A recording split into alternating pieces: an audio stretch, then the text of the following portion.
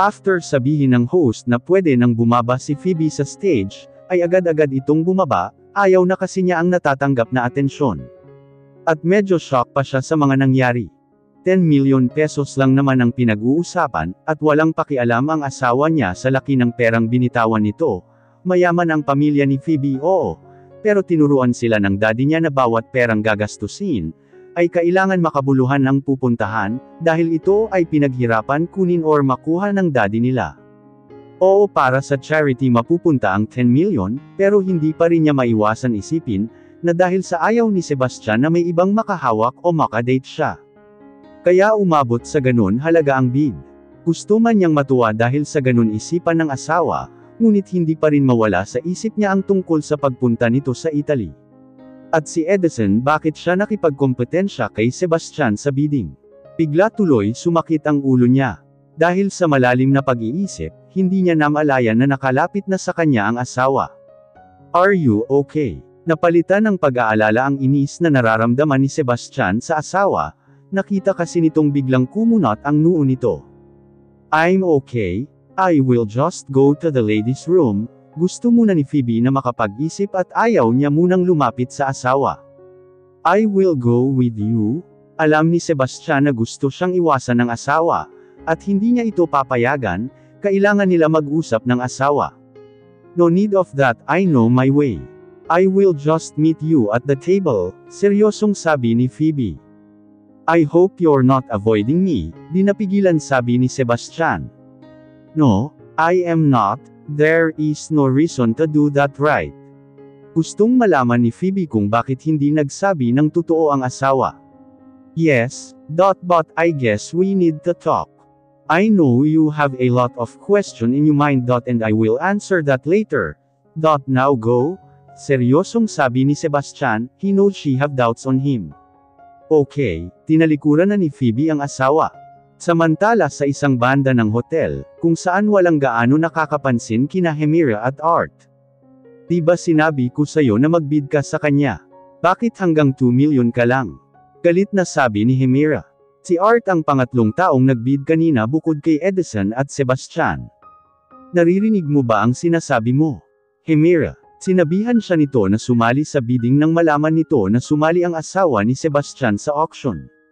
Nakita daw kasi nito na di nagustuhan ni Sebastian ang pagsali ng asawa nito. Gusto lang ni Hemira na lalong mainis si Sebastian sa asawa, sakaling may manalong iba, hindi naman nila akalain na handang magbitaw ng ganong kalaking halaga si Sebastian para sa asawa, hindi pa siya nakakahawak ng ganong kalaking halaga, yung 2 million nga lang ay nalalakihan na siya, pero pera naman ni Hemira yun kaya okay lang. 2 milyon lang ang pinag-uusapan, inis na sabi nito. Pero ako naman ang pambabayad natin, kaya dapat sinabayan mo silang magbid, hindi yung nagpatalo ka lang, handa siyang maglabas ng malaking pera, para lalo lamang mainis si Sebastian sa Phoebe na yun. Mauubos lang ang pera mo kung nilabanan natin si Davis, mukha naman na handa siyang magbitaw ng kahit malaking halaga para lamang sa asawa niya, tingin ko wala ka ng pag-asa sa kanya base sa nakita ko kanina, 10 milyon ba naman ang walang kabog-abog na bitiwan, para lamang sa auction na yun, ay malalaman mo na seryoso ito sa asawa. Kung wala kang sasabihin maganda manahimik ka na lamang, marami pa akong nakaabang na plano, maghintay ka lang, paalis na sana siya sa kinaroroonan nang makita si Phoebe, na mukhang papunta ng CR. Alam ko may duda ka na sa asawa mo Phoebe, and I will make a little bit the fire, sinundan nito si Phoebe sa ladies' room. What that's all about? Matapos kausapin ng asawa ay nilapitan ni Sebastian si Edison, para tanungin sa nangyaring bidding. Everyone was allowed to bid pare, and it so happens that I have the money to bid. Mapangasar na sabi ni Edison, alam niya inis sa kanya ang best friend dahil sa nangyari. You know of all people here, how I am very much in love and protective to my wife, hindi pa rin mawala ang inis ni Sebastian sa kaibigan. I know that pare. And I know that no matter it will cost you, will not allow somebody except you to touch or date your wife. Nakangiting sabi ni Edison, natutuwa siya sa reaksyon na pinapakita ni Sebastian ngayon. Then why you still bid for her? Inis na sabi ni Sebastian.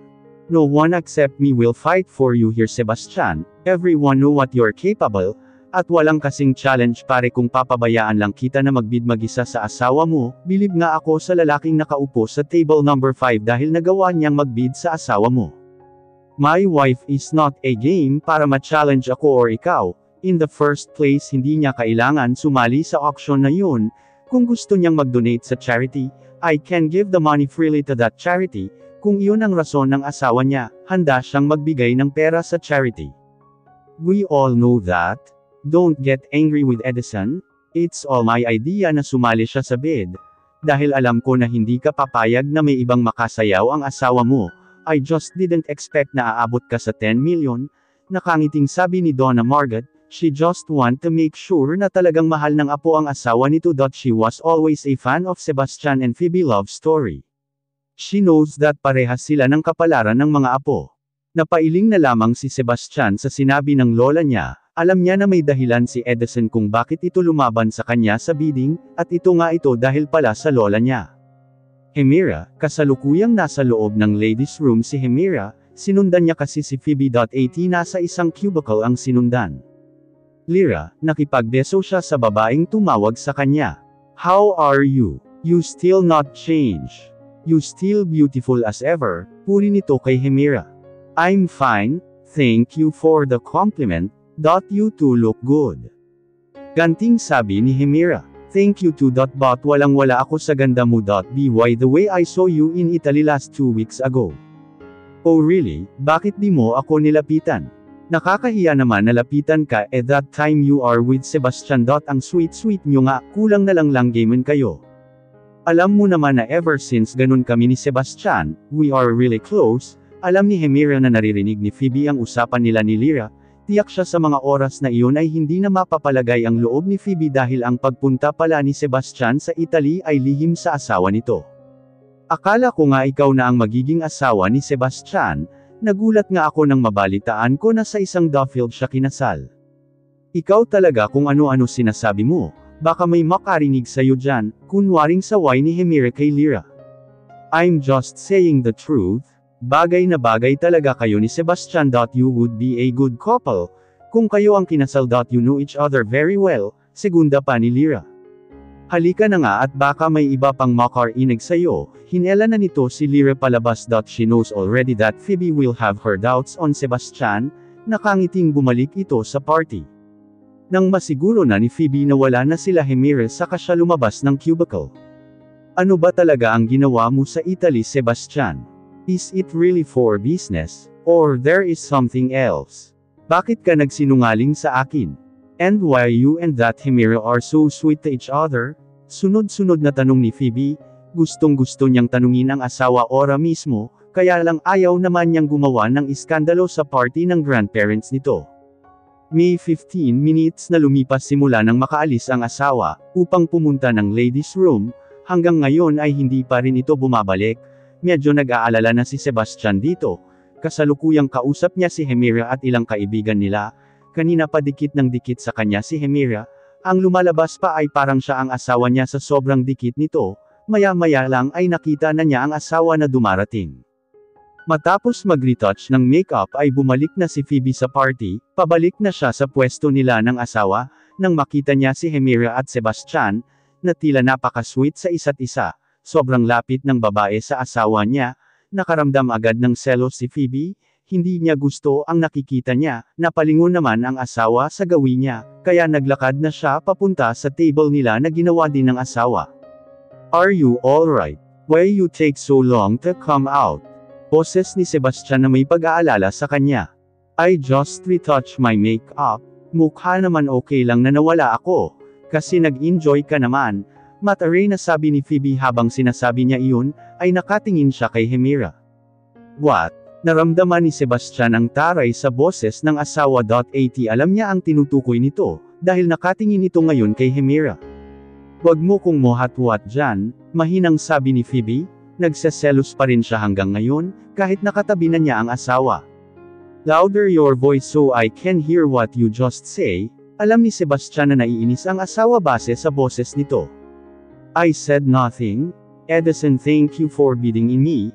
Ayaw munang makipag-usap ni Phoebe sa asawa, kaya naman nang makita si Edison ay agad na kinausap ito. It's nothing kahit naman nagbid ako hindi naman ako nanalo, ito kasing asawa mo ayaw magpatalo, tinapik ni Edison ang balikat ni Sebastian. Of course kailan ka ba nanalo sa akin, mayabang na sabi ni Sebastian. The couples who won in the bidding can now take the dance floor, take your romantic dance now, biglang sabi ng host ng party. Can I claim my prize now? Inilahad ni Sebastian ang kamay niya, na sign na gusto niya makasayaw ang asawa. Kahit inis pa si Phoebe sa asawa, ay tinanggap nito ang kamay ng asawa, upang hindi ito mapahiya sa mga taong nakatingin sa kanila. At agad naman siyang dinala ng asawa sa dance floor, at nag-umpisang sumayaw. I know you think that I lie on you. Biglang sabi ni Sebastian. Hindi ba, Matare na sabi ni Phoebe. I went to Italy, yes. Whatever I said earlier was true. At the last minute the client changed the meeting. So I have no choice but to go there, paliwanag nito sa asawa. Then why you didn't told me? How many times you call when you're there? You have your chance in telling me. Inis na sabi ni Phoebe, kasi every 2 hours noon ay tumatawag ang asawa para i-check siya.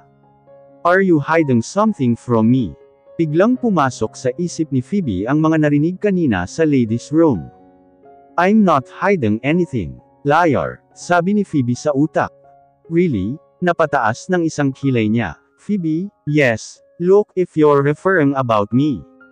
Yes, look if you're referring about me. Meeting Himira there is just a coincidence.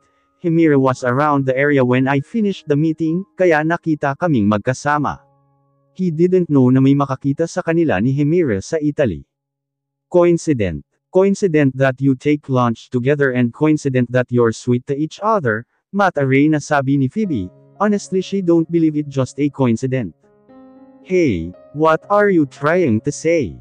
That me and Himira have something.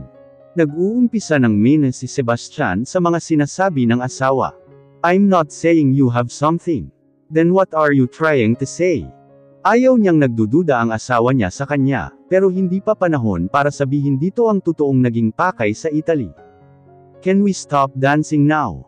Napapagod na ako, hindi na hinintay ni Phoebe ang sagot ng asawa, kumalas na ito sa pagkakahawak sa asawa at tumungo na sa table nila at umupo. Sumunod naman si Sebastian na nagpipigil ng galit. Nagtagumpay ka sa unang hakbang mo Himira, nag-aaway ngayon ang mag-asawa at dahil yan sa'yo, sabi ni Himira sa sarili. Pinayaran niya ang kaibigan ng lolo ni Sebastian, para sabihin dito na nakita sila sa Italy, hindi totoong may kaibigan ito may nakakita sa kanila, gawa-gawa lang niya yun, at si Lyra binayaran din niya ito, upang lalong madagdagan ang duda ni Phoebe sa asawa. Wala rin katotohanan ang mga sinabi ni Lyra. Naging abala si Sebastian sa pakikipag-usap sa mga kaibigan at kakilala sa party, kaya naman walang choice si Phoebe kundi ang maupo na lamang sa table nila. I must admit you look gorgeous tonight, magaling ka talagang umagaw ng eksena. Biglang lumapit si Veronica kay Phoebe, na kanina pa ito kating-kati nakausapin ng hilaw na anak. I don't if what you said mom is a compliment o pangungutya. You know very well that I don't want attention, ikaw lang po ang nag-iisip niyan. Gustong-gusto nang umuwi ni Phoebe, hindi na siya nag-enjoy sa pagdiriwang, kanina pa siya nawala ng mood nang malaman nagsinungaling si Sebastian sa kanya. Hindi nga ba Phoebe? Bakit pinili mo pang sumali sa bid? Gayon you have a husband already. Anong gusto mong patunayan? Wag mong maiisip na pagtaksilan ang asawa mo Phoebe. Wag mong sirain ang magandang relasyon ng dalawang pamilya, matigas nitong sabi. Hanggang ngayon di pa rin siya makapaniwala sa nangyaring bidding. Holmiani requested me to join, kaya pinagbigyan ko lang po siya, hindi naman ibig sabihin na sumali po ako sa bidding. Ipagtataksilan ko na po si Sebastian. I don't have any plans to do that. Excuse me mommy, I just want to have a fresh air. Hindi na niya kaya pang makipag-usap sa ina, dahil sigurado hindi na naman maganda ang magiging kakalabasan ng pag-uusap nila, hindi na niya hinintay pa ang magiging sagot ng ina niya, umalis na siya. Huwag kang papasiguro Phoebe, dugo ni Valerie ang nasa dugo mo, at ang dugo ng kapatid ko na yun na malandi. May posibilidad na nagmana ka sa kanya, sabi ni Veronica. Samantala nagpunta si Phoebe malapit sa fountain, sa parte pa rin ng garden ng hotel, pero hindi na ito sakop ng pagdiriwang na nagaganap. Nais niyang mapag-isa muna, upang pakalmayan ang nararamdaman para sa asawa at sa ina. Hindi naman sinasadya na napunta doon si Edison, para kausapin ang ina na noon ay tumatawag sa kanya sa telepono. Matapos nitong kausapin ang ina, ay napansin niya doon ang asawa ng kaibigan. "Why are you here, Phoebe?" Tak-ang tanong nito kay Phoebe. "You scare me, Edison." Nagulat ito sa biglang pagsulpot ni Edison, akala niya kasi walang tao ang magpupunta sa lugar na yon. "Sorry Phoebe, nagtataka kasi ako kung bakit ka nandito. I just want a breath, gusto kong i-clear muna yung utak ko ngayon." Habang sinasabi ni Phoebe iyon ay nakatingin ito sa malayo, nakaupo ito ngayon sa isang bench na nandoon. Sumenyas naman si Edison na nagpapalam kung pwede siyang tumabi dito, umusag naman ang dalaga tanda ng pagpayag nito. "You still thinking about Sebastian not telling you about the Italy thing?"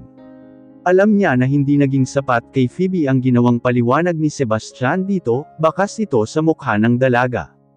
"Yeah, it's still hard to believe Edison. The fact that he hid it from me, nagkaroon ako ng ibang pakiramdam dito, I trust him but I feel bad about it," malungkot na sabi ni Phoebe. "You have to trust him more, Phoebe. Trust me, he loves you and whatever he is doing is for you. Kung ano man yung sinabi niya sa iyo, sana paniwalaan mo, walang ginagawang masama si Sebastian. I'm not defending him, because he is my best friend but because I saw how he changed when you came to his life. Just trust him." Seryosong sabi ni Edison, nakita niya kung paano nabago ng pagmamahal ni Sebastian ang sarili nito, simula nang dumating si Phoebe sa buhay ni Sebastian, naging ibang tao na ang kaibigan, naging mabait ito sa lahat. "That's what I'm doing, Edison, trusting him, pero hindi ko maalis na magduda sa kanya. He have all the time to tell me that he is in Italy, pero hindi niya nagawa, baka sa boses ng dalaga ang hinanakit sa boses nito.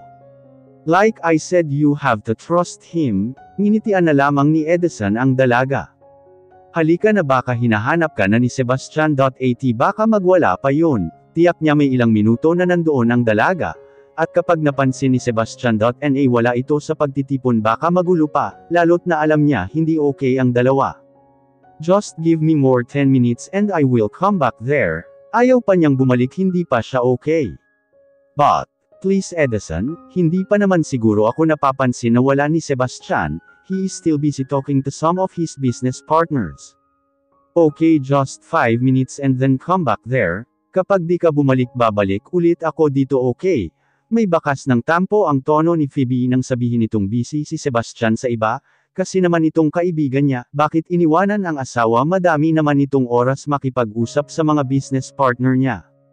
Okay. Matapos marinig ang sagot ng dalaga, ay umalis na si Edison. "You like her?" sabi ni Hemira. Nakita niyang galing sa may parte ng fountain si Edison. Nakita niya kung paano ito makipag-usap kay Phoebe. "Like who?" Hinarang siya ni Hemira nang papunta na siya kina Sebastian. "Come on Edison, I know you know who I am talking to. Kaya ka ba nakipaglaban sa bidding kay Sebastian, dahil gusto mo siya makadate? Kung ano man yang iniisip mo ay mali, Hemira, kaibigan lang ang turing ko kay Phoebe. Hindi ko magagawang mahalin ang taong pag-aari na ng iba, kaya ikaw tumigil ka na rin dyan." Anong naisip ng babaeng ito at sinasabing may gusto siya kay Phoebe? Hindi mangyayari iyon dahil ang puso niya ay pag-aari na ng iba. "Come on Edison, I saw how you look at her. Alam ko sa mga tingin mo may gusto ka sa kanya." Medyo napataas ang boses ni Hemira, naiinis kasi siya, ayaw pang umamin ni Edison. "Lower your voice. At baka may makarinig sa'yo, at ano pa isipin nila. Tigilan mo ang pagsasabi na may gusto ako kay Phoebe, dahil kahit hindi ka maniwala wala akong pakialam. Because I'm not the person who will love someone who can't love me in return. Because she belongs already to another man. I have respect to myself, Hemira, kaya hindi ko ipipilit ang sarili ko sa isang bagay, na hindi naman pwede, so stop creating things." Matapos sabihin ni Edison yun ay iniwan na niya ang dalaga. "Really Edison, let's see, tignan natin kung nag-iimbento lang ako, don't deny it Edison, because your action speaks louder," sabi ni Hemira sa sarili. Samantala si Sebastian natapos na siya makipag-usap sa ilang kakilala, nang mapansin niyang wala ang asawa sa table nila, hinanap niya ang mga magulang nito, at baka kausap lang nito, ngunit hindi ito kasama ng asawa, kahit saan siya lumingon ay hindi niya makita ang asawa, bigla tuloy siyang kinabahan. Agad niyang tinawag pansin si Jameson na nasa paligid lang. "Where is my wife? I just saw her sir here a while ago talking to her mom." Lumingon-lingon naman si Jameson, para hanapin ang asawa ng amo. "I can't see her around, find my wife." Seryoso at galit na sabi ni Sebastian. "Okay sir." Iniwan na nito si Sebastian para hanapin si Phoebe. Nilapitan naman ni Sebastian si Edison. "Edison, did you see my wife?" Seryosong sabi ni Sebastian. "A while ago nasa may fountain siya. Sabi niya she want to breathe and clear her mind, para she still bother about the Italy thing." Lumingon-lingon ito upang hanapin din si Phoebe. "She not around here anymore, bakit pinabayaan mo siyang mag-isa sa may fountain?" Bakas sa boses ni Sebastian na nagpipigil ito ng galit. "Relax, ang sabi niya after 5 minutes susunod na siya, dahil gusto pa daw niya magpahangin." "Tara puntahan na natin doon." Ito na nga ba ang sinasabi ni Edison?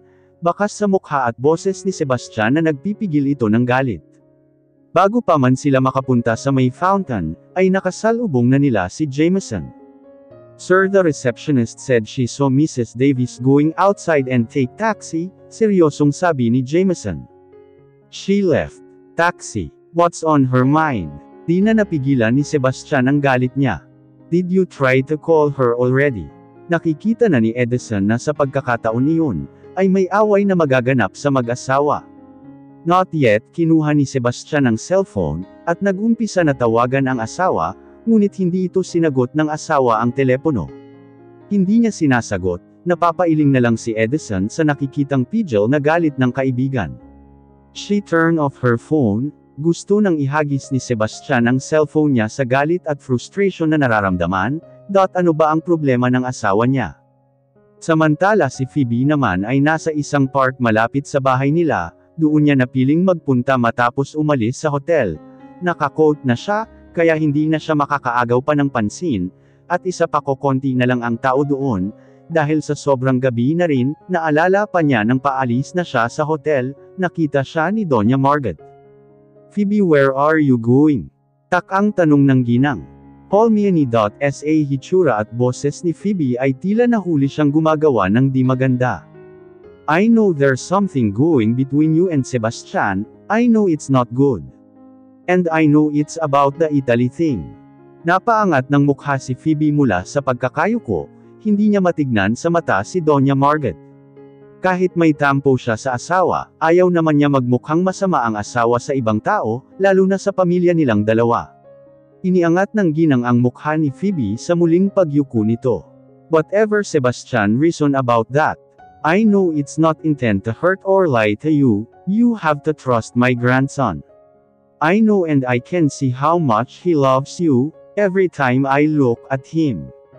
I see a young man who very much in love with the person he is looking at," nakangiting sabi ng ginang. "I love him so much too, Holmiani," sincere na sabi ni Phoebe. "I know I can see that. I am happy for my grandson that he found someone like you. I can see myself to you, Iha, that when I'm devastated or something wrong happen, I want to be alone, like I know what you want to do, so you can clear your mind. Now go, I will allow you to go, even my grandson will get angry with me." Napatingin ng seryoso si Phoebe sa matanda. Hindi niya akalain na papayagan siya nito. Ang buong akala niya ay kukumbinsihin siya nito na wag umalis. "Just promise me that you will be safe," nakangiting sabi ng matanda. Alam niyang nagulat ang dalaga sa pagpayag nito, pero gaya nga ng sabi niya, alam niya ang pakiramdaman na nararamdaman ng dalaga, kaya naman walang atubili niya itong papayagan. "I promise. Promise me also that you will not give up on him, no matter what happen." "I promise, Holmiani. Good. Now go before someone will see you." At yun nga, at nandito na siya sa park, makalipas din ng isang oras ay napagpasyahan na niya umuwi, upang makapagpahinga na rin. "She's missing for 2 hours now. Find her no matter it takes and make sure she is safe." Nasa may pinto pa lang si Phoebe, ay dinig na niya ang galit na boses ng asawa. Hindi nito namalayan ang pagpasok nito, dahil busy ito sa kausap sa telepono, at isa pa nakatalikod ito sa kanya. I don't care what you need to do. Just find her as soon as possible. Pinaghalong galit at pag-aalala na ang nararamdaman ni Sebastian ngayon, kaya naman di niya naramdaman ang pagdating ng asawa. Humarap siya sa may pinto, doon lamang niya ito napansin. It's okay now Jameson, she's here already. Matapos putulin ang tawag ay binato na lamang ni Sebastian ang telephone sa sofa. Where have you been? Why you leave the party? Sunod-sunod na tanong ni Sebastian sa asawa, medyo mataas na ang boses niya dahil sa galit na nararamdaman. I'm tired, can we talk tomorrow? Mahinang sabi ni Phoebe sa asawa, ayaw niyang makipagtalo ngayon sa asawa, sobrang nag-alala siya, iyon lang ang isasagot ni Phoebe, kaya naman lalong nag-init ang ulo ni Sebastian. No, we will talk now. Now answer my question, maautoridad na sabi ni Sebastian sa asawa. I just want to clear my mind. To be alone. Just to clear your mind. For what? You make everyone worried about you, just because you want to be alone, malakas na sabi ni Sebastian. Her reason is lame, sabi nito sa isip niya. It's useless that I go there in that party, well in fact that you're very busy talking to other people. Nag-uumpisa na rin uminit ang ulo ni Phoebe, tila kasi lumalabas na walang kasalanan ang asawa sa kanya, gayon ito ang nagsinungaling sa kanila. You could approach me anytime, you know that if you want to go we can go anytime. I don't see that possible that time, and as I said I want to be alone. If you want to go somewhere you could at least approach Jameson, para hindi kami nag-alala sa iyo, galit pa rin na sabi ni Sebastian. Saan parte ba ng I want to be alone ang hindi mo maintindihan? Kung gusto ko ng kasama edi sana hindi na lang ako umalis doon. Isa pa hindi ko nakita si Jameson, nakakainis ka na, sabi ni Phoebe. You didn't see Jameson. He is just there. You did intentionally na umalis. At bakit kailangan mong i-clear ang mind mo? Di na napigilan pa ni Sebastian na sumigaw pa sa sobrang galit at frustration na nararamdaman. Don't shout at me, hindi ako bingi, galit na sabi ni Phoebe. Hindi na niya nagugustuhan ang pagsigaw ng asawa, slow pa ito o nagmamaang-maangan lang, na di niya alam ang rason niya. Alam ni Sebastian na tungkol sa di niya pagsabi sa asawa ang pagpunta sa Italy ang rason nito, kung bakit gusto nitong mag-isip. I already told you the reason. Why you can't just believe me. Why you need to do that? Nagmukha akong tanga kanina dahil sa ang asawa ko nawawala. Everyone was worried about you. Yet you're just thinking you want to be alone. I hate that reason, Phoebe. Frustrated na sabi ni Sebastian. Watch your word, Mr. Davis. Don't you think you're, hindi na tinuloy ni Sebastian ang sasabihin ng ma-realize nito na masasaktan ang asawa. Don't I think what? That I'm selfish. Call me selfish, if I'm selfish. I know that's everybody think of me. But you answer your question. Yes, I don't believe there is something else that I know you're hiding from me, and I don't know what and why. Yes, I want to be alone, because if I will not be, I don't what I can think and what I can do that you will not like it. Yes, I want to clear my mind, because so many things coming in my mind that I don't like and it's making me crazy. If that's for you is a selfish one then be it. Gusto nang bumagsak ng mga luha ni Phoebe, pero pinipigilan niya, ayaw niyang umiyak sa harap ng asawa. You're just like them, judging me so quickly.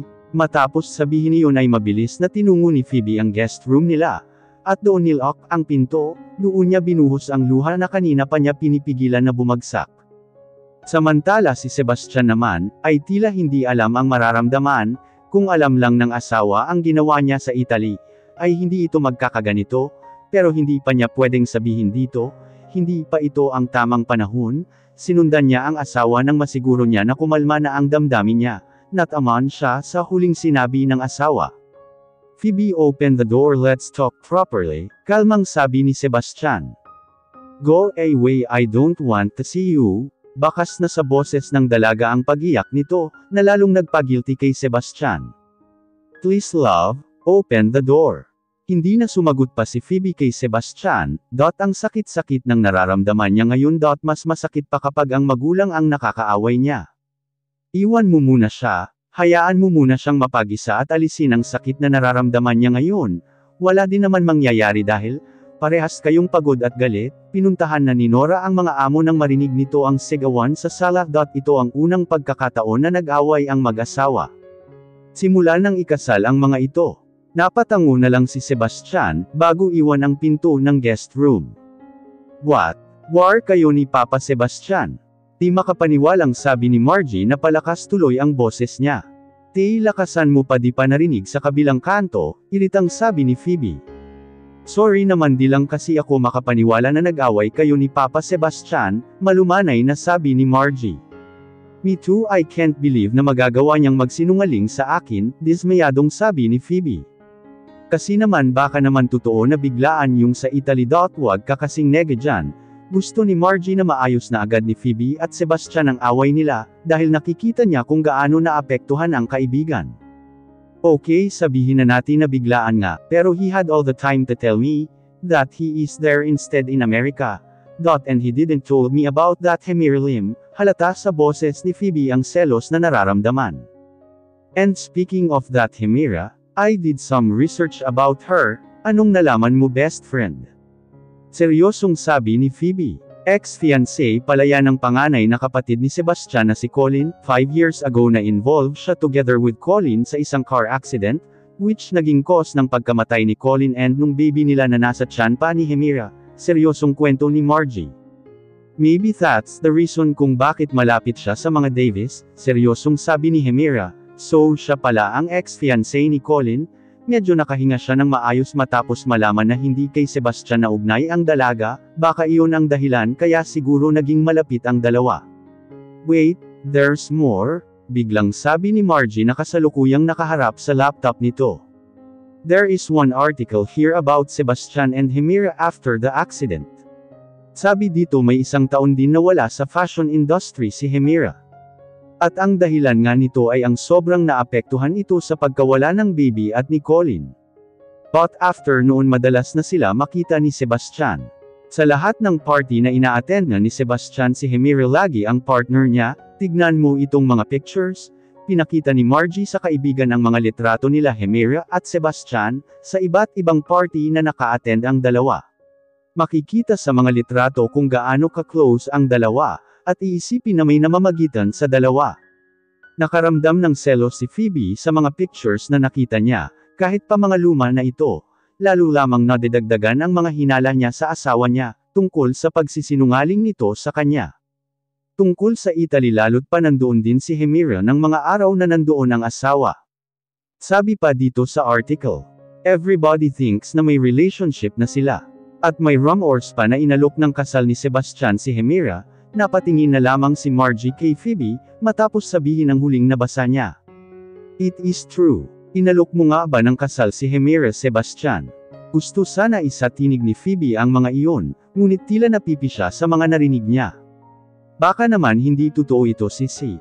Kasi di ba sabi nga rumor lang, so ibig sabihin hindi pa proven, kaya wag ka masyado mag-isip dyan. Remember ikaw ngayon ang asawa, gustong pagaanan ni Margie ang loob ni Phoebe. Dahil sa pananahimik ng kaibigan, alam niya na marami na itong naiisip. Matagal na niyang kaibigan si Phoebe at kabisado na niya ito. It will not come out kuna walang ganyan usapin. Yes, I am married to him because pinagkasundo kami sa isa't isa, malungkot na sabi ni Phoebe. Ano ka ba naman Phoebe? Ganyan pa lang ang nangyayari sa inyo. Pero parang sumusuko ka na, di ba sinabi naman sa'yo ni Sebastian na mahal ka niya? Kaya kahit arranged marriage yung kasal nyo, at least ngayon mahal nyo na ang isa't isa. At dapat magpasalamat pa kayo na pinagkasundo kayo, kasi ngayon mahal nyo na ang isa't isa. And you're both happy with each other, nginitian ni Margie ang kaibigan upang mawala ang doubt nito sa asawa nito. Masaya nga ba siya? Dahil ako oo, mapait na sabi ni Phoebe. Hey, ako mismo ang saksi dyan. Oo naman pwede siyang magsinungaling, pero ang mga mata niya kung paano kanya tignan at ang mga kilos niya, ay hindi pwedeng magsinungaling, kaya kumalma ka dyan. Ito ang ayaw niya kay Phoebe. Madali itong mag-isip ng negatives, simula nang magkaroon ito ng problema sa mga magulang niya. Then why he lied? Hindi niya alam pero meron sa puso niya ayaw maniwala sa paliwanag ng asawa. Sa ngayon paniwalaan mo siya Phoebe. I know you're having doubts now, pero give him chance. Observe him and also Hemira, huwag kang magpapatalo sa kanya. Always remember you're the legal wife here, at kung meron nga siyang balak sa inyo ni Sebastian. You have to fight what is yours, pagpapalakas ng loob na sabi ni Margie sa kaibigan. Of course di naman papayag si Phoebe na masira sila ni Sebastian, lalo na ngayon na mahal na talaga ang asawa, hindi siya papayag na magkahiwalay sila nito, lalaban niya ang kanya. Tell to the accounting department revise their report. I'm not happy about it. And there is lakang here. Tell them don't make me angry, galit na sabi ni Sebastian kay Shiloh. Yes sir. Matapos makuha ang mga report, ay umalis na si Shiloh sa opisina ng amo. Simula nang dumating ito ay mainit na ang ulo nito. Sa loob ng mga panahon na kasal ito sa asawa, ngayon na lamang naging ganon ang amo, nahihiwagaan tuloy siya kung ano ang nangyari, sa paglabas niya ay siya naman ang pagpasok ni Edison. Hindi pa ba kayo ayos ni Phoebe? At kung makasigaw ka nasa labas pa lang ako ng elevator, dinig na ang boses mo. Alam niya na wala sa mood ang kaibigan, dahil kanina pang umaga naririnig na niya sa mga ilang empleyado, na mainit daw ang ulo ng Big Boss. Alam niya ang dahilan kung bakit. Until now she don't want to talk to me, she even go early at her office, and until now she is rejecting my calls. Frustrated na sabi ni Sebastian, kaninang paggising niya sinabi ni Norma sa kanya, na maagang umalis ang asawa, nang subukan naman niyang tawagan, hindi nito sinasagot, kahit nakakahiya ay tinawagan na niya si Margie, upang masiguro kung nasaan ang asawa niya. Alam niya na nasaktan niya ang asawa, pero hindi niya intensyon iyon. Give her time to think pare, alam mo naman na sensitive ang asawa mo sa issue ng selfish and being the bad daughter. I know it's not your intention, na sabihin o mabanggit yun, pero nangyari just let her think, payo ni Edison sa kaibigan.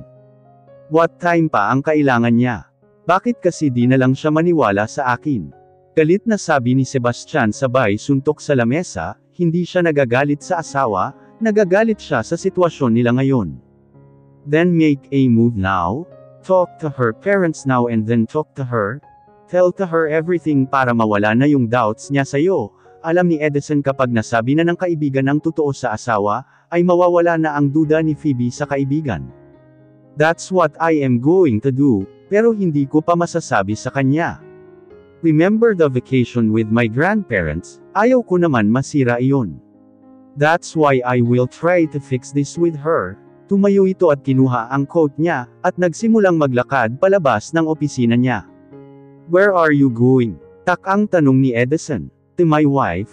I need to see or else I will get crazy here, seryosong sabi ni Sebastian. Sir, the Taiwanese representatives are here already, harang ni Shiloh sa amo. Let me meet them instead Shiloh. Ako muna ang makikinig sa proposal nila. Let your boss clear his mind. Salo ni Edison kay Sebastian na nakakunot ang noo ng harangin ni Shiloh. You heard Edison Shiloh? So move out on my way, seryosong sabi ni Sebastian. Tumabi naman si Shiloh nang makita ang mukha ng amo. Nagawa mo ba yung pinagawa ko sa iyo Art? Kasalukuyang nagsuswimming si Hemira nang dumating si Art. Agad naman siyang umahan nang makita ito. Yes. By now I'm sure nabasa na ng asawa ni Davis ang article na pinagawa mo kuno, para hindi halata at sinend ito sa best friend niya. Good, uminom ito sa juice na inihanda ng katulong. By now I'm sure at nadidagdagan na ang duda ni Phoebe kay Sebastian. And I will make the fire more bigger. Once na nasa bakasyon na kami, kasama ang mga grandparent ni Sebastian, nakangiting sabi ni Hemira.